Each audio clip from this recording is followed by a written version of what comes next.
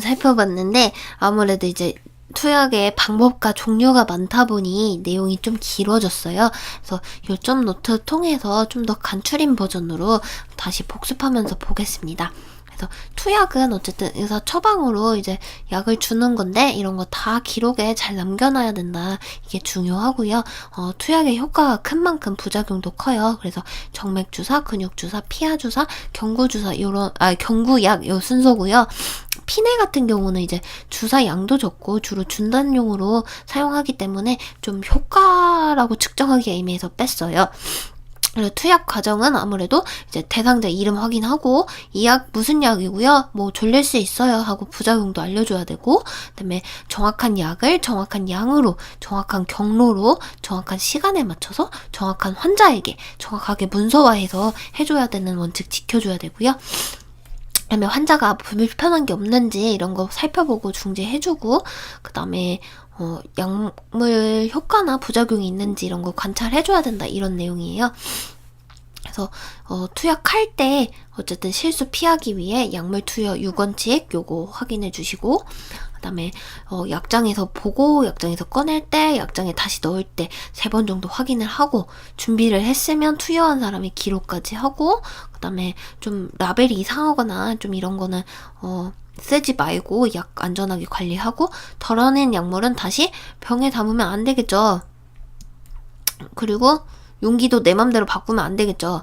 환자가 거부하면 투약 중단하고, 그리고 보고하고 왜 안 먹는지, 그 다음에 병원 약 말고 딴 약 먹고 있다 이러면 중단하고 보고하고, 그 다음에 약만 혼자 덩그러니 주는 게 아니라 환자 곁에서 약 먹는 것까지 다 봐야 돼요.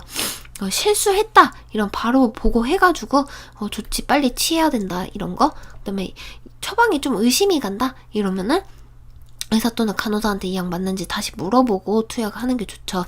그 다음에 산이나 철분제 같이 치아 착색 약물은 빨대를 사용하면 좋아요. 빨대 사용하면 좀 이빨에 안 닿게 할 수 있겠죠. 그 다음에 설화 투여하는 약 니트로글리세린은 씹거나 삼키면 안 되고, 물 없이 혀 아래에 둬서 먹어야 돼요. 기름 종류 약은 맛이 역하기 때문에 차게 주거나 아니면은 먹은 후에 뜨거운 물이나 차 주면 좋다고 했죠. 다음은 경구약이에요. 경구약은 우리 흔히 먹는 알약 생각하시면 되는데, 바로 처방 나오면 먹을 수 있으니까 되게 경제적이고 쉽게 구할 수 있죠. 그리고 부작용도 적어요.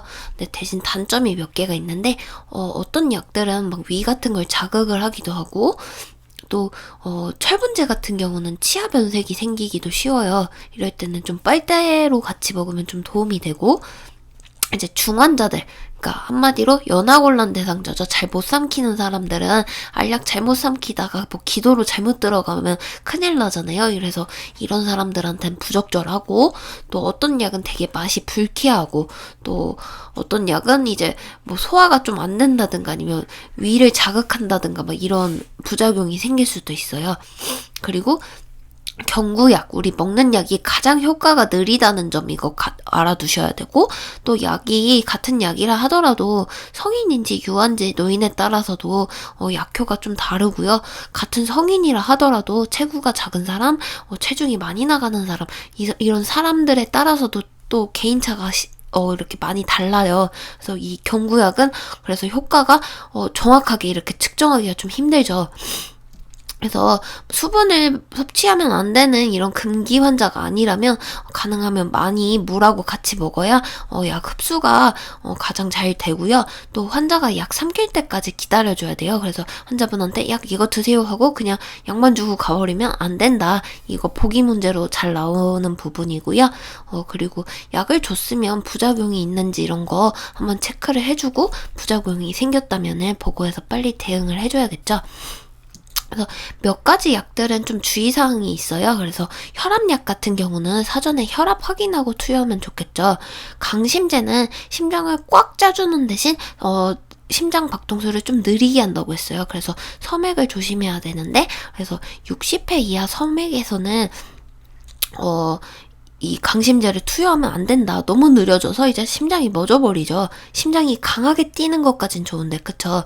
그래서 대표적인 약물이 디지털리스, 이 약물, 강심제의 대표죠. 그래서 디지털리스를 줄 때는 섬액 60회 이하인지 꼭 확인하고 줘라.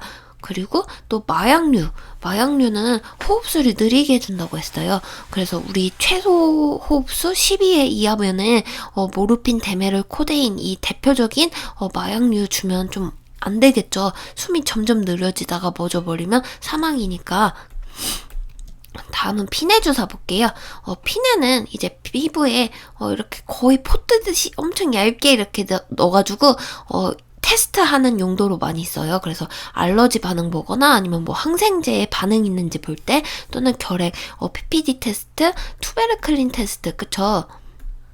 투베르클린 테스트.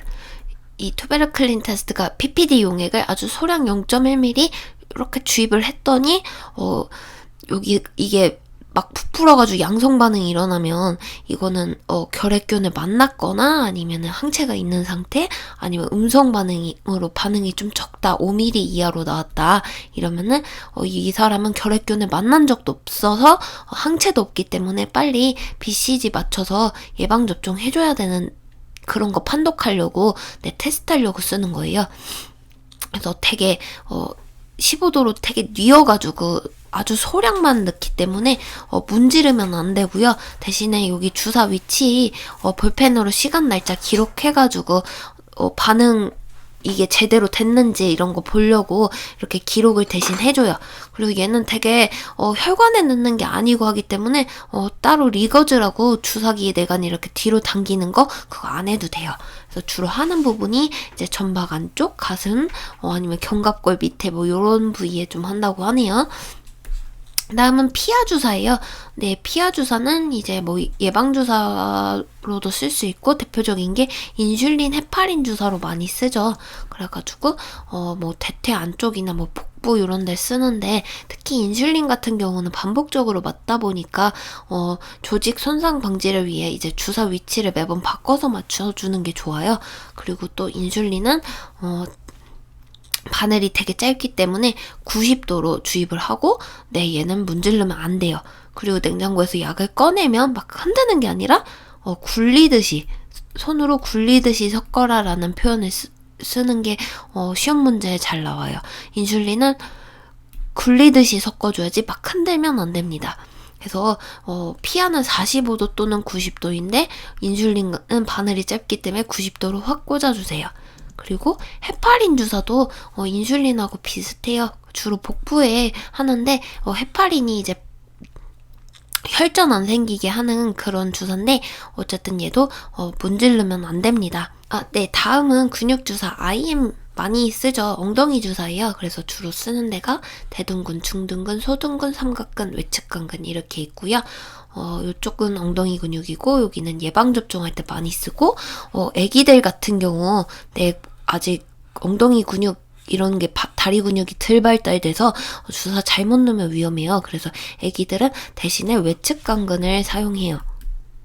외측 관근을 대신 사용하고, 그래서 웬만해서는 둔부 근육을 엉덩이 주사를 좀 피해서 넣는다고 해요. 그래서 요건 좀 특이하니까 알아두시면 좋고, 엉덩이 주사는, 근육 주사는 어쨌든 약 흡수를 위해 좀 잘 문질러줘요. 우리 병원에서 엉덩이 주사 맞고 나면 문질러주세요 이런 얘기 많이 나오잖아요. 그쵸?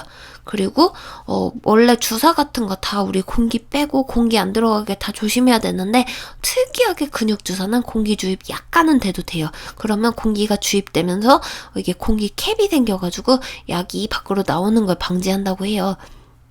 그리고 근육 주사는 깊은 층으로 들어가야 되기 때문에 빠르게 90도로 콱 꽂아주면 되고, 그리고 리거즈를 꼭 해줘야죠. 리거즈를 해서 이게 피가 나오면 근육이 아니라 혈관으로 들어간 거기 때문에 빨리 빼고 다른 곳에다가 다시 주사를 시도해야 돼요. 그래서 근육 주사에서 제일 중요한 게 뭐다 하면은 90도로 주사한 다음에 리거즈를 해서 피가 나오는지 안 나오는지 이거 꼭 확인해 줘야 돼요.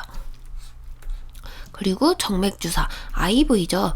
우리 IVE 이거는 동영상 유튜브 같은 데 찾아보면 IVE 연습하는 영상 이런 거 많이 나올 거예요. 그래가지고 IVE는 잘하면 좋다고 하는데 이거 한번 해보면 좋을 것 같아요. 그리고 어쨌든 정맥 주사는 가장 효과가 빨라요. 왜냐면 영양분이나 약물 이거를 바로 혈관에 주입하기 때문에 엄청 빠르고 대신에 부작용도 심해요.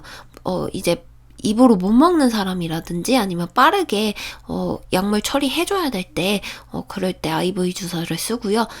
주로 정맥 찾아서 쓰는데 여기는 뭐 어쨌든 자주 쓰는 정맥, 그리고 이게 아무래도 정맥에다가 혈관에다 바로 꼽는 주사다 보니까 문지르면 혈관이 이렇게 터져서 내 팔에 멍들고 하는 그런 걸 볼 수 있어요. 그러니 절대 문지르면 안 된다. 그리고 수혈은 어쨌든 뭔가 출혈이나 아니면 수술 시 뭔가 피가 모자라서 쇼크가 올 수 있으니 남의 피를 이렇게 대신 넣어주는 거죠. IV처럼. 그래서 혈우병 환자들은 어쨌든 응고인자가 부족하니 혈소판을 넣어주고 뭐 빈혈 환자 이런 사람들은 적혈구 넣어줄 수도 있고 이제 때에 따라서 전혈 전체 피 성분을 다 줄 수도 있죠.